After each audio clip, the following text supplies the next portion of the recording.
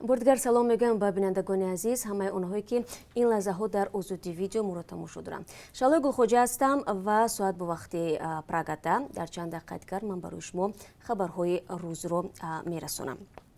мақомоти тоҷик баъд аз як соли интиқоди раиси ҷумҳур аз вуҷуди фасод дар бахши молияи Тоҷикистон ҷазо барои чанд амалро сахттар карданд.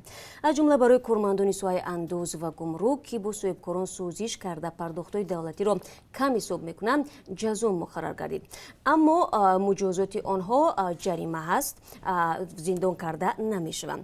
дар ин бора маҷлиси намояндагон рӯзи 24 июн ба кодекси ҳуқуқ вайронкунии маъмурӣ тағйирот ворид кард. то ин вақт қонунгузории Тоҷикистон барои кам ё рӯйпӯш кардани андоз ва пардохтҳои гумрукӣ асосан соҳибони молро ҷарима мекард. вале мақомот мегӯянд солҳои ахир ҳолатҳои зиёдеро ошкор карданд ки кормандони андоз ва гумрук даст ба фасодкорӣ зада пардохтҳои давлатиро кам ҳисоб мекунанд. тағйирот ба қонун танҳо муҷозоти кормандони андоз ва гумрукро пешбинӣ накардааст. нозироне ки пинҳон кардани андозу бочаи гумрукиро ошкор карда рӯи он сарпӯш мегузоранд, низ бар асоси тағйироти тоза ба қонун ҷазо хоҳанд гирифт. рӯзи 24 июн маҷлиси намояндагон инчунин ҷазо барои сӯистифода аз ваколатҳои мансабӣ, қочоқ, аз они худкунӣ ё исрофкориро зиёд намуд. ҳамчунин мақомот тарҳеро тасвиб карданд ки хешу табори наздик наметавонанд дар бонкҳо зери дасти ҳамдигар кор кунанд. мақомоти Тоҷикистон мегӯянд ҷазо барои кормандони андоз ва гумрук дар пайи интиқоди раиси ҷумҳур аз вазъи ин ду соҳа муқаррар мешавад ки дар моҳи майи соли гузашта садо дода буд. мақомот соли гузашта гуфта буданд ки таҳқиқи оҷонсии зидди фасод дар вазорати молия, кумитаи андоз ва хадамоти гумрук 190 миллион сомонӣ маблағи кам ҳисоб шуда ва пинҳон кардани андозу пардохтҳои ҳатмиро ошкор карданд. мақомоти Русия ба ширкатҳои ҳавоии мамолики узви иттиҳоди муштаракулманофеъ иҷозат доданд ки тавассути парвозҳои чартерӣ шаҳрвандони Русияро ба ватанашон баргардонанд. хабаргузории Коммерсант иттилоъ медиҳад ки Истодии мубориза бо COVID-19 Русия ба вазорати корҳои хориҷии ин кишвар, идораи Росавиатсия ва Роспотребнадзор дастур додааст ки шароити боз намудани рафтуомади ҳавоӣ бо кишварҳои ҳамсудро баррасӣ кунад. ситод мегӯяд бо назардошти вазъи эпидемиологӣ дар кишварҳо имкони рафъи маҳдудиятҳо дар равои байналмилалии ҳавоӣ арзёбӣ мешавад. ҳамсӯҳбатони Коммерсант гуфтанд ки тақдими иҷозат ба парвозҳои чартерӣ ба ваҷҳи умум тағйири бузурге ворид нахоҳад кард, вале Тоҷикистон ва Ӯзбекистон ки шумори зиёди муҳоҷиронашон дар Русия банд монданд, имкон хоҳанд ёфт ки ба ватанашон баргарданд. ёдовар мешавам шурӯъ аз имрӯз Тоҷикистон бо 8 парвози чартерӣ шаҳрвандони ниёзмандашро аз Русия ба ватан навбат ба навбат меорад. як манба дар сафорати Тоҷикистон дар Русия гуфт ба онҳое ки номашон ба рӯйхат шомил шудааст, масъулини сафорат занг зада вақти парвозро мегӯянд. масъулини сафорати Тоҷикистон гуфтанд чиптаҳо барои парвозҳои чартерӣ чанд соат қабл дар фурудгоҳҳо фурӯхта мешаванд ва муҳоҷирон набояд аз ягон нафари дигар билет гиранд. дар айни замон нархи билетҳо эълон нашудааст. аз рӯзи 19 июн ки мақомот парвозҳои чартерӣ аз Русия ба Тоҷикистонро эълон карданд, садҳо нафар ба Радиои Озодӣ муроҷиат карда мепурсанд ки чӣ гуна чиптаи бозгашт бо ин парвозҳоро ба даст оранд. анбӯи зиёди муҳоҷирон дар назди сафорати Тоҷикистон дар Русия ҳам барои ин кор ҷамъ шуданд. аммо мақомоти тоҷик мегӯянд танҳо барои анҷоми 8 парвози чартерӣ иҷозат дода шудааст ва на ҳамаи хоҳишмандонро метавонанд бо ин парвозҳо ба ватан интиқол бидиҳанд. парвозҳои чартерӣ аз ҷониби ширкатҳои Сомон Эйр ва Тоҷик Эйр ва аз шаҳрҳои Москав, Санкт-Петербург, Қазон, Новосибирск ва Екатеринбург ба Тоҷикистон сурат мегиранд.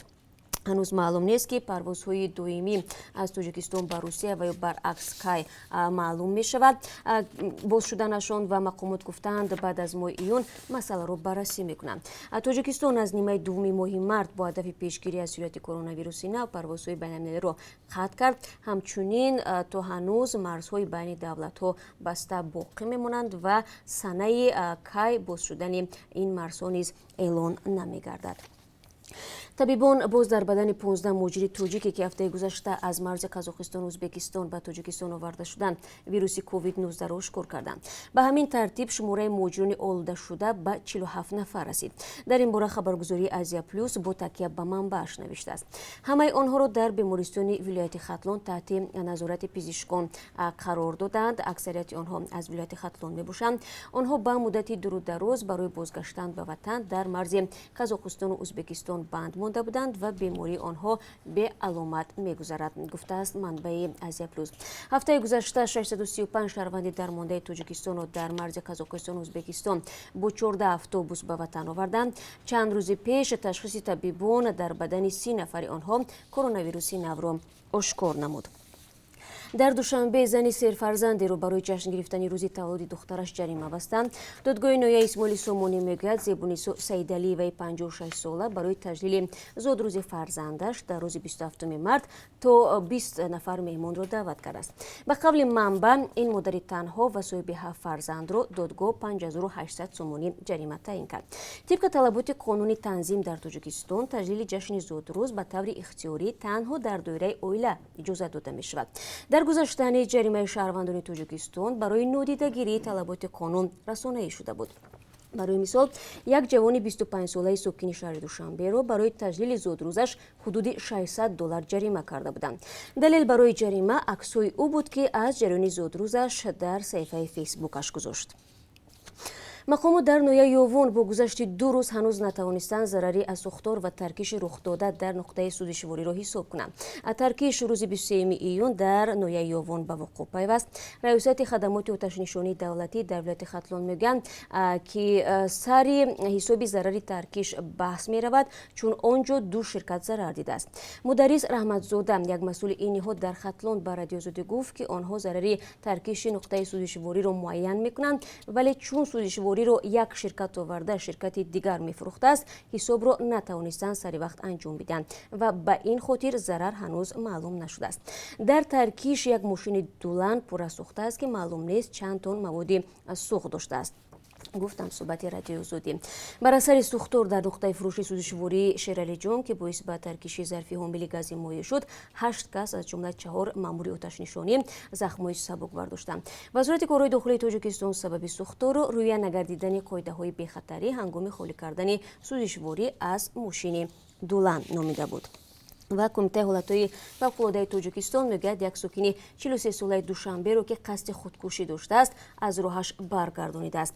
кумита мегӯяд шабонгаҳи рӯзи гузашта хабаре дарёфт карданд, ки зане мехоҳад аз болои пули рӯи оҳани шафати шаҳраки 103-юми шаҳри Душанбе худро ба замин партояд. баъди гирифтани маълумот, дастаи зудамал ба макони ҳодиса рафта монеи чунин амали зан мешаванд ва ӯро аз болои пул поин меоранд. ин сокини шаҳри Душанбе барои таҳқиқу тафтиш ба мақомоти ҳифзи ҳуқуқ супурда шудааст, то сабаби қасди худкушиаш таҳқиқ гардад. ва бинандагони азиз, ин чанд хабари тозае буд, ки то ин соат ба дасти ман расид ва бо хабарҳои нав, бо гузоришҳои муҳиму рӯз ман шуморо дар барномаи хабарӣ тавре ҳам гуфтам 30 соат пас мунтазир хоҳам буд. то он вақт худро эҳтиёт кунед ва сипоси фаровон, ки моро ҳамеша тамошо мекунед.